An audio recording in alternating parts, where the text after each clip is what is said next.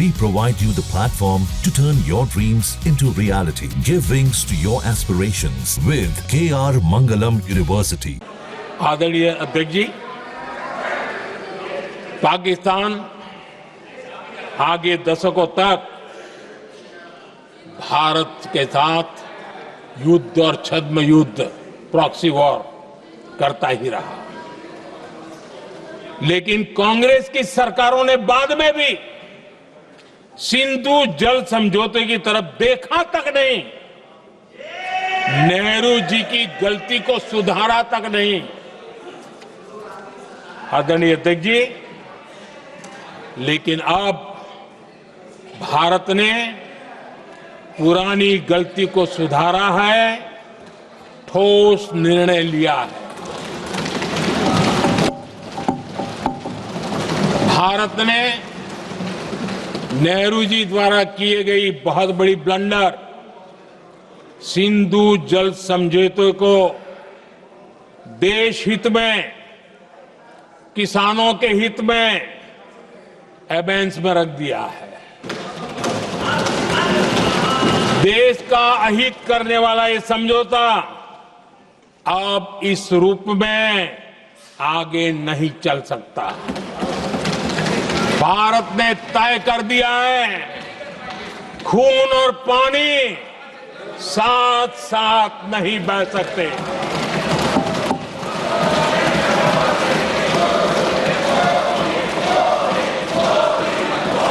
माननीय सदस्य, आप बहुत देर हो गई, आप उपनेता हैं, ये तरीका आप बैठे बैठे टोकते हैं, प्लीज, ये शोभा नहीं देता आपके लिए। बैठिए बैठिए बैठिए, आदरणीय शोभा नहीं देता आपका। अध्यक्ष जी, आप उपनेता, अपनी मर्यादा बना के रखें। चलिए बैठिए।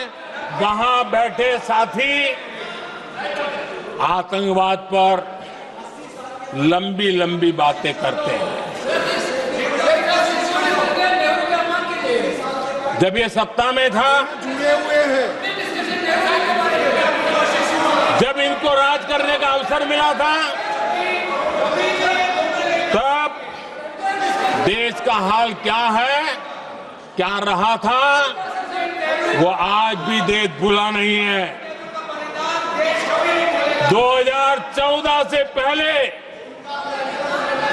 देश में असुरक्षा का जो माहौल था,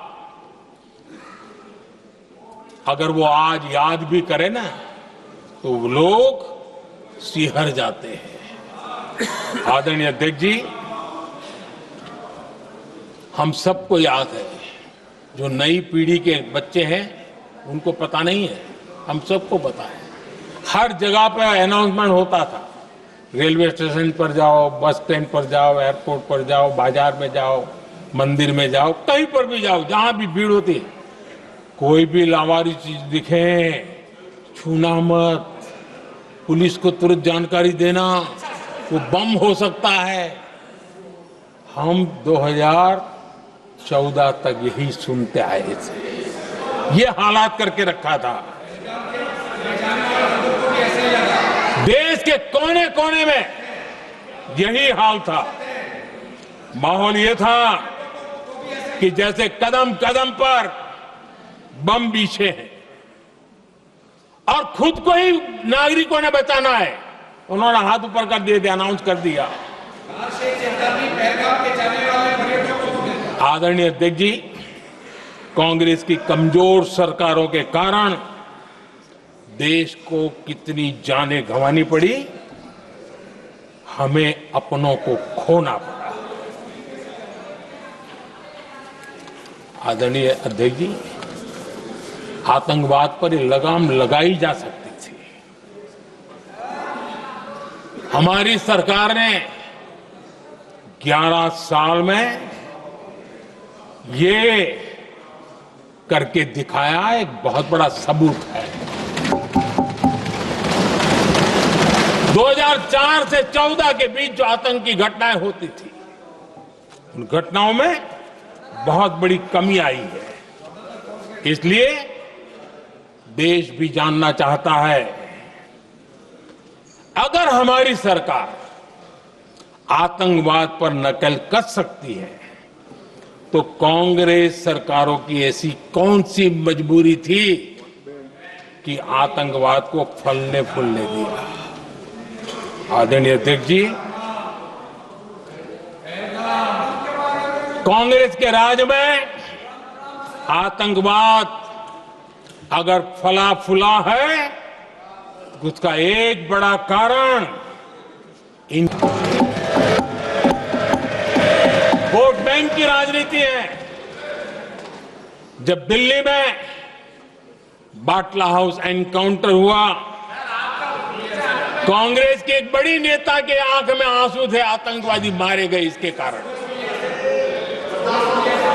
और वोट पाने के लिए इस बात को हिंदुस्तान के कोने कोने में पहुंचाया गया। आदरणीय अध्यक्ष जी, 2001 में देश की संसद पर हमला हुआ था। तब कांग्रेस के एक बड़े नेता ने अफजल गुरु को बेनिफिट ऑफ डाउट देने की बात कही थी। आदरणीय अध्यक्ष जी, मुंबई में 26/11 का इतना बड़ा आतंकी हमला हुआ, एक पाकिस्तानी आतंकी जिंदा पकड़ा गया। पाकिस्तान की मीडिया ने, दुनिया ने यह स्वीकार किया कि यह पाकिस्तानी है, लेकिन यहां कांग्रेस पार्टी इतना बड़ा पाकिस्तान का पाप, इतना बड़ा पाकिस्तानी आतंकी हमला, और ये क्या खेल खेल रहे थे? वोट बैंक की राजनीति के लिए क्या कर रहे थे? कांग्रेस पार्टी इसको भगवा आतंक सिद्ध करने में जुटी हुई है।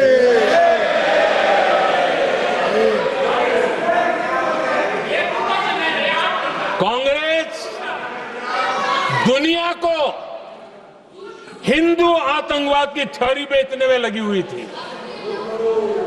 कांग्रेस के एक नेता ने अमेरिका के बड़े राजनयिक को यहां तक कह दिया था कि लश्कर-ए तोयबा से भी बड़ा खतरा भारत के हिंदू ग्रुप है। यह कहा गया था। तुष्टीकरण के लिए कांग्रेस ने जम्मू कश्मीर में भारत का संविधान, बाबा साहब आंबेडकर का संविधान, उसे जम्मू कश्मीर में पैर नहीं रखने दिए। इन्होंने घुसने नहीं दिया, उसे बाहर रखा। तुष्टीकरण और वोट बैंक की राजनीति के लिए कांग्रेस हमेशा देश की सुरक्षा को बलि चढ़ाती रही। आदरणीय अध्यक्ष जी, तुष्टीकरण के लिए ही कांग्रेस ने आतंकवाद से जुड़े कानूनों को कमजोर किया। गृहमंत्री जी ने आज विस्तार से सदन में कहा है, इसलिए मैं इसको रिपीट करना नहीं चाहता। आदरणीय अध्यक्ष जी, मैंने इस सत्र की शुरुआत में आग्रह किया था, मैंने कहा था कि दल हित में हमारे मत मिले न मिले, दल हित में हमारे मत मिले न मिले, देश हित में हमारे मन जरूर मिलने चाहिए। पहलगाम की विभीषिका ने हमें गहरे घाव दिए हैं, उसने देश को झकझोर दिया है। इसके जवाब में हमने ऑपरेशन सिंदूर किया, तो सेनाओं के पराक्रम ने, हमारे आत्मनिर्भर अभियान ने देश में एक सिंदूर स्पिरिट पैदा किया है।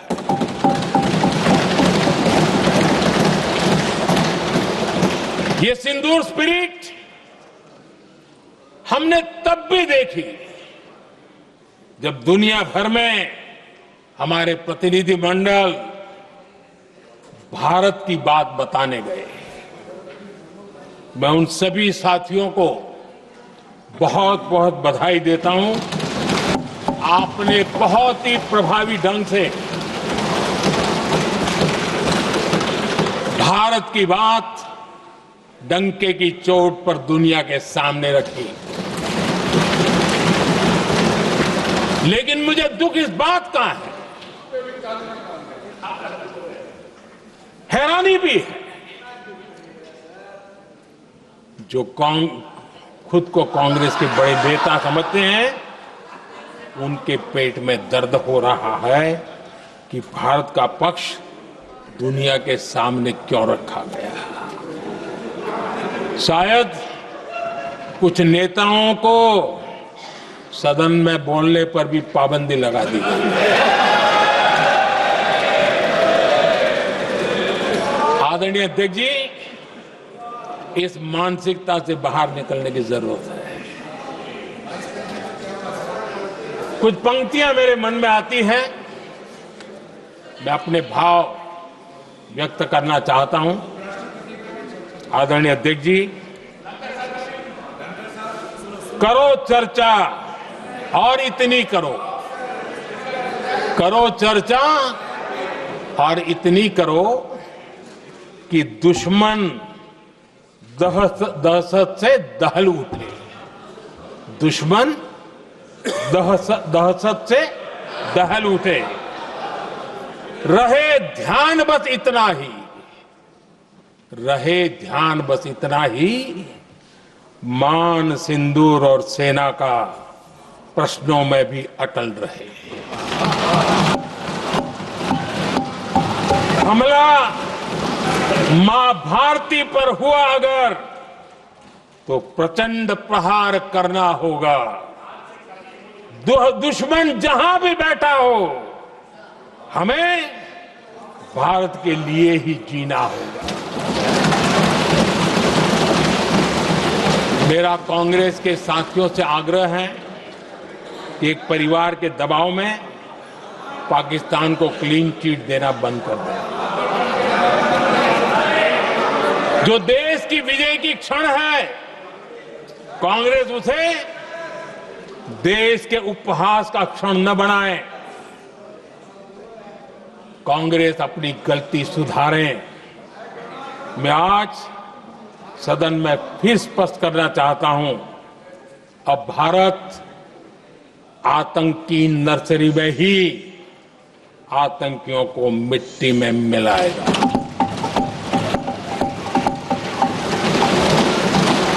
हम पाकिस्तान को भारत के भविष्य खेलने नहीं देंगे और इसलिए ऑपरेशन सिंदूर खत्म नहीं हुआ है, ऑपरेशन सिंदूर जारी है। और ये पाकिस्तान के लिए भी नोटिस है। वो जब तक भारत के खिलाफ आतंक का रास्ता रोकेगा नहीं, तब तक भारत एक्शन लेता रहेगा। भारत का भविष्य सुरक्षित और समृद्ध होगा, यही हमारा संकल्प है। इसी भाव के साथ मैं फिर से सभी सदस्यों को सार्थक चर्चा के लिए धन्यवाद देता हूं। और आदरणीय अध्यक्ष जी, मैंने भारत का पक्ष रखा है, भारत के लोगों की भावनाओं को व्यक्त किया है। मैं सदन का फिर से आभार व्यक्त करता हूं। बहुत बहुत धन्यवाद।